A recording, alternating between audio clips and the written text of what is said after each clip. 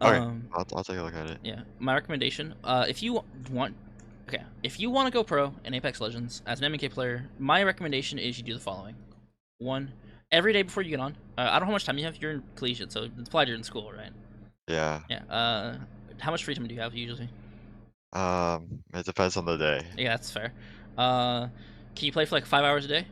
Like on average, not every day, obviously, but Not every day. On the weekends, yeah, but okay, and Friday I can. okay. So I'm gonna put this out as a blanket statement. If you want to go pro in Apex Legends, this is the schedule like an average MK player should have, right? One, before you get on, you should stretch. Do you stretch? No. Okay. Do you need stretches to do? Do you not know what to do? Like stretch my hand. Yeah, your hand, your arm, stuff like that. No, sure, you can send me some. Okay, I never heard of this. I mean, it's the same thing like it's the same thing in like sports, right? Yeah, Like they don't have their athletes just raw dog fucking like do whatever, right? Here. true. What I sent you is a bunch of stuff for stretching exercises. This is just you do the mobility routine before you get on. This is meant to get Mhm. synovial fluid in your hands. Your hands are not going to feel clunky. You're going to feel a lot more in control. Stretching routine is after. This is honestly the most. This is the most. What's the word I'm looking for? Optional part, but but this is really helpful if you're feeling tense, if you're feeling constricted. Like I'll play Apex, like I played Apex for like 12 hours a day for like a month for like the start of the season because I'm gonna get pred, Mhm. and my arms felt so bad, and it was because I didn't release the lactic acid. My muscles were tense from being used so much, stuff like that. I recommend you do this Yeah. after if you play long sessions. Not necessarily required, but it's still good for you to do. It'll still help you a lot. But you do the stretching like this after. This is important because you don't do this before. You do this after. The whole point of this is to Oh, relieve okay. tension. You do the mobility before. The mobility is the whole point of this is to warm you up. It takes literally 5 minutes. I do not want excuses. It takes five Okay. minutes. It Alright. takes 5 minutes. It's so good for you. So step one, do stretches. Two, aim train for 30 minutes. Okay? Okay. This is meant to kind of get you warmed up. It's meant to kind of acclimate you with the game. You've done stretches already. You just play some warming up scenarios. You play a wide range of things. You play tracking, clicking, all that stuff, right? Yeah. Three, you play Apex. My recommendation for Apex is probably 5 hours if you can. Obviously not every day, but a majority of days, I would say 5 days a week, 4 days a week would be pretty good for this. 5 hours at minimum. You can play more, right? Obviously you can play eight, play eight. You can play like nine, play nine. My upper limit is like I would say like 10 to 12, but that's much. I start losing my mind after 4, I'm not gonna lie. Yeah, I don't blame you. Um, four, you take a break, and then after this, sometime later in the day, like take a break for any number of time. Five. Yeah. My recommendation is to aim train for upwards of an hour 30. Now that's a lot of time. I'll be honest with you. That's That a is lot a of lot of time aim training. This is the most optimized like schedule you could have if you want to go pro as fast as possible. You want to get as good as the game as fast as you can. Do this. Yeah. Right, but obviously not everybody can afford this. I think anybody with a full time job, anybody with kids, anybody with like responsibilities outside of playing the game can't really do this, right? Like I said, you're in school, and I'm sure you have a life maybe outside of just playing A Apex. little bit. I Yeah, also got a job. yeah. So I doubt you can do this. The first thing you cut off, to be honest with you, is the same training for an hour and a half. You don't need to do that 100%. Yeah. I'll talk about it a little bit more. Um, if you can't play Apex for like 4 or 5 hours at minimum, then honestly, I recommend you just play the game. You just straight up play the game. Um, Okay. but you do not cut out the stretching. You do not ever cut out the stretching. It Okay, is five yeah. minutes. It's so easy. I know I'm hampering on it. It's important. You don't want to hurt yourself. Um, but aim training for 30 minutes, even like 15, can be all you need, honestly. But it's important if you don't get this half of aim training, you need to make sure that you use this half responsibly. You need to make sure that if you see patterns in your aiming where you struggle, for example, on targets doing if someone's like really close to you, you struggle with that. You need to practice that specifically. If people are far away from you, you kind of struggle with that. You need to practice more on that, things like that, right? Repeating patterns, what you see. You should focus on Mhm. this before you get on and play, okay? And then Apex for 4 or 5 hours, okay? Okay. Does this make sense? This is a rough schedule. You can obviously align this with however you need to. This is my recommendation. Okay. I know I play like 2.5 to 3 a day, hopefully. That's about normal for me. Yeah. My honest recommendation. I say this a lot. Um, I say this a lot. Uh, People, especially people that are like newer to FPS in general or battle royale in general, most people don't learn how to play Apex properly until like 2K hours. How long ago did you Yeah, get? I agree. How long did you get your 20 bomb badge? Oh, a long time ago. Okay, not bad. Um, I can't even do it these days because pubs is MMR based yeah, now. don't even. Yeah, I know. Don't even get me started on that. Yeah, I know. But for for most, if you're playing against like pro players and stuff like that, especially if you want to go to a higher level, you have to play a lot of the game. I have Yeah. close to 5,000 hours in this fucking game, right? And I mean, it's just time is ultimately how much you can practice, how much you have to do, right? Obviously, spending the time in smart is more important than anything else. But yeah, We got um, no, no, no. Yeah, yeah. If we can. to be honest with you, a lot of your Prac- actual gunplay here is fine. There's room for improvement in terms of like your raw aim. Yeah. When you aim, what do you mostly use? Walk up. Wait, wait, wait, wait. They just Forearm, jumped. wrist, mixture, like fingers, hip. What do Arm. you do? Arm, mostly Yeah. arm or what? Landing on Mostly arm. Okay. Or Um, some wrist, some wrist. do Wait, you, wait, wait. They do you just know jumped. do you know in what situation you use them or no, or do you just kind of use them as it Oh feels? no. No. I can't tell you that. Landing on me. Okay. Yeah, I can tell, especially your aim is very stiff, and that's a problem of using most of your forearm, which is obviously your forearm is good. You should be using your forearm all the time. Um, it's important to make sure with aim, especially. So I know controller players obviously go, you have your whole arm, and like you do actually. You should use your whole arm, right? So let's break down how to actually use your arm, right? Um, so I'm not an artist, but this is a hand, right? It looks great. Thank you, thank you. I'm gonna break down the different regions of the arm, right? So we have the upper arm up here, bicep, tricep. This is something you're probably not gonna use. This is more of a tack shooter thing, right? Tack shooter like LG duel maybe stuff like that. But this is forearm, this is wrist, and this is fingertips. Successful and proper aiming utilizes all of these. Obviously, in certain games you use some, like you'll use some more, and in certain games you'll use some less, things like that, right? Like for example, when I play Valorant, I am mostly like this, but when I play Apex, I'm mostly like this, right? And the reason is because different parts of the body emphasize different uh, skills, right? So for example, do you know what each part or what? It's kind of like a slider. Do you know what? Do you know what the fingertips, wrists are good at here? Aiming. Well, what part of aiming? Any Uh, idea? Clicking. No. They are good for reactivity. Okay. They're good at reactivity because these move slower, right? I don't know if you've watched somebody. I like using this. I like using this example. I don't know if you've ever watched anybody build like little tiny itty bitty like models and furniture and stuff like that, where they use like a toothpick to set stuff. They have to Yeah. be very precautious and very careful about what they do because if they use too much force, they'll break it, right? Mhm. It's the art of using such little force is important to understand, especially because if you're trying to use your forearm for something that requires really small precision, you're gonna have problems, right? You're using a big muscle to achieve something really small. The wrist and fingertips by nature can move pretty quickly, right? You can do a lot, but the forearm will struggle with precise accuracy in a lot of these situations, right? Um, but the thing is that these parts of our arm, I don't know how to spell accuracy, right? Whatever. But the problem is these parts of our arms are very limited, right? I don't know if you try to track somebody with only your wrist, but if you literally go on your mouse pad and lock your forearm in place and only use your wrist, if you move your mouse left and right, you'll see that you'll start to lock out. You can see how my wrist has a natural range and where it can go, right? Especially when I'm Yeah. playing like in game and I play like a really slow sends, my aim is gonna be stuck like this, and it will actually hurt if you move your wrist too much, right? If you get to these outer edges and you try to push your wrist more, it's gonna hurt because your wrist has a natural limit to where it can go. Obviously, if you wiggle your finger can only move so far, right?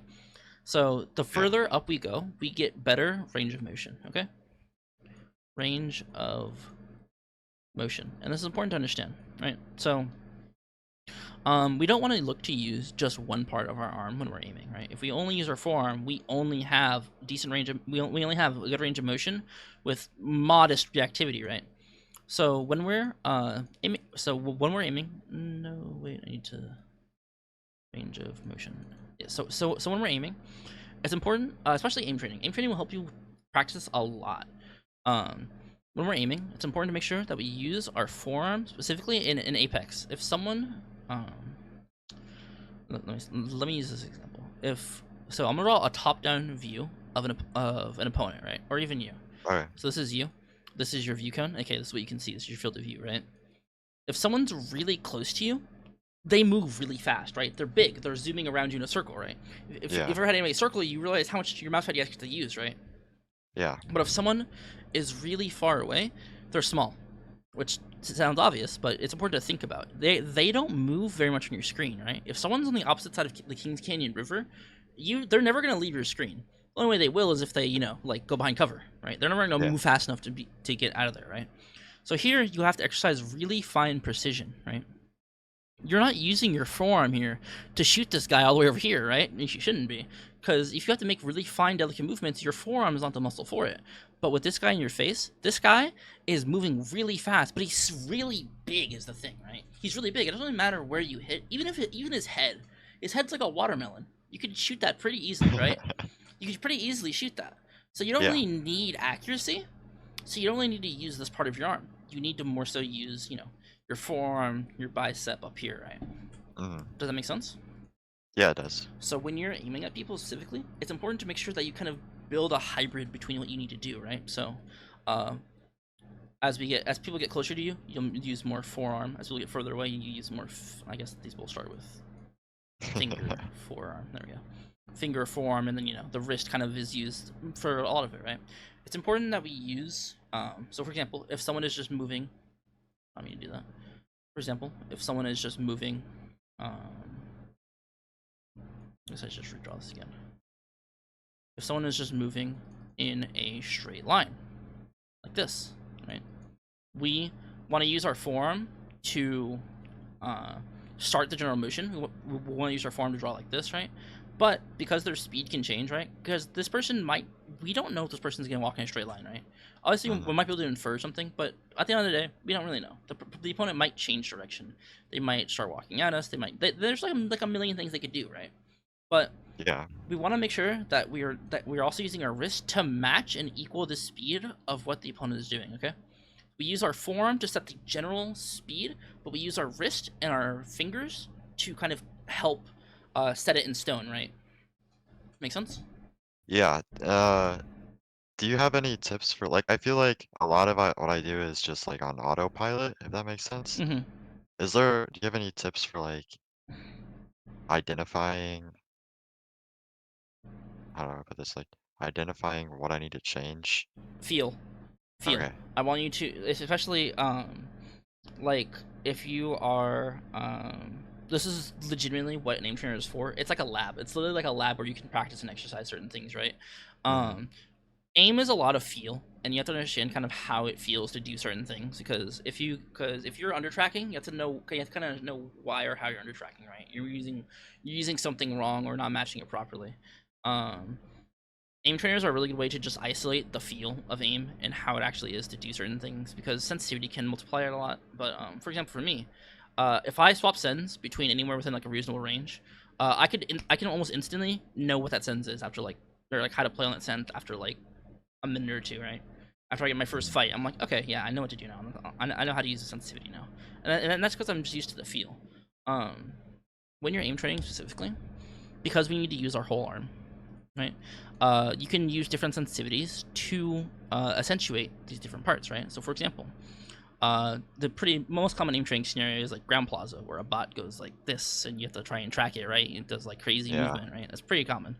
What I'll do is I'll play this scenario on really low sends. I'll play on something really slow, so my arm is going like, I don't know if you can hear that, but Yeah, my mouse is going everywhere, Yeah. right? I'm flying around, but I'll get a really bad score. But that doesn't matter. The point of me doing that is to practice specifically. You don't go to the gym and start building like muscle gain and be like, I lifted like 5 pounds less. It's like you're using a different muscle. You're doing something else, right? You're practicing. Mm-hmm. So and then later I'll play this exact same scenario on a really fast send. So I have to be really precise in what I do. I'm like only using my fingertips, right? I'm only using my wrist. And then later, for example, when I'm warming up, for example, talking about that hour and a half versus the first 30 minutes I play, right? I'm doing this in the hour and a half that I play after. But when I'm warming up, I'm playing on my normal sensitivity. I'm using everything now. I'm now using everything. I'm frying the bot because I have good practice on everything, right? I can exert Yeah. fine control. I can exert wide range of control. I can do just about everything I need to, right? Um, So, would you recommend like playing on different senses just to? Different senses can also do that, 100%. I think it's healthy to experiment and play on different sensitivities, but I Mhm. wouldn't go. Oh, I died. I'm gonna go change my sens right now. Like, don't do that. Don't do Yeah, yeah, that. yeah. I meant aim training. Like, would you recommend me going into the aim Oh, trainer and like testing it out on like? absolutely. Different Okay. sensitivities practice different things. I always encourage people to play different sensitivities. I swap my sensitivity every. Well, again, it depends on what I'm practicing, right? But if I'm like I need more Yeah. precision control with my fingertips, I will up my sens hella. Um, and I mean, some scenarios are literally just designed to be played on high sens. I've played on really slow, really high, my normal, a little bit higher, a little bit lower, everything in between. I It's guess my just real question is do you see results on your regular sense from practicing on a different Yeah, sense? absolutely, right. Okay. It's bringing it all together to understand what you need to do, right? Yeah. Deliberate practice brings forward results for the normal how you play, and even then, you might realize from training on a higher sensitivity, you might go, oh, I like a higher sense more, and you'll start playing a higher sense. And you just it's fine to Yeah. experiment. It's do whatever feels right. It's important to make sure that you're comfortable. Okay. Okay. At least physically. Mentally, you should be uncomfortable because you're forcing yourself to do new things, right? But And that's playing kind Apex, but of different. All this makes sense. yeah, yeah. So right here, right when you're shooting this, oops, spacebar does not play the video. I Surprisingly, know. it's It's wait, they yeah. just jumped. So here, this guy drops on you on the horizon queue for some fucking reason, right? And then here, you hit a slide, which is good. The slide is really good. Landing on me. And then here, you hit a like half anti-mirror, I would call it. This is a Yeah. yeah. This is what I believe it's called a like it's called a half sideways anti-mirror or something like that, as aimers have one call it. It's just whatever. You hit like a partial anti-mirror, but because of the reason, but because you're not Okay. fluid with your aim is very rigid because Wait. you're only using your forearm, right? You don't have the fluidity to move in Just between jumped. and dictate speed a lot better because you're not using your wrist or your fingertips here. Your aim, look how stiff your aim Landing is, on me. right? You just kind of go in that one direction. You can't really adjust when this guy runs in a straight line, right? Yeah. And then the bubble comes down, and then you manage to fry this guy because he's just like tunneling you for I some know. reason. This guy's I don't know, right?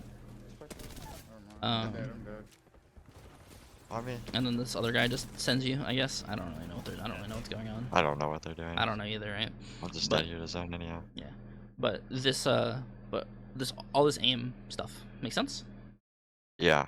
There's a lot to think about, and I know I just kind of dumped information on you, but it isn't ultimately a lot of practice. Aiming is easy, as controversial as that may seem. It just takes time. It just takes time to know how it feels to do things, right? When I teach students how to strafe, I just tell them to go do it. Just go do it. I don't care if it's a bad play, a good play. You just have to know how it physically feels in the game to do so, right?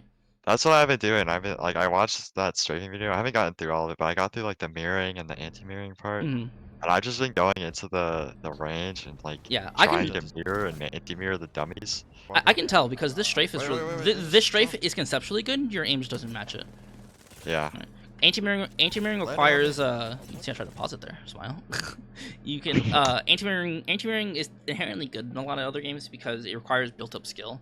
And you can see that skill here. Like if this guy anti-mirrored you, but this guy had better aim or he's on controller, he would shit on you here, but he just kind of ran back, right? Because you didn't hit a lot of your shots, which is just the reality of anti-mirroring. But your strafe is good. You stay on your feet. There's probably room for improvement in other places, but right there, at least from that one fight against that one guy, that's a lot of what I could see. I want to look at earlier in the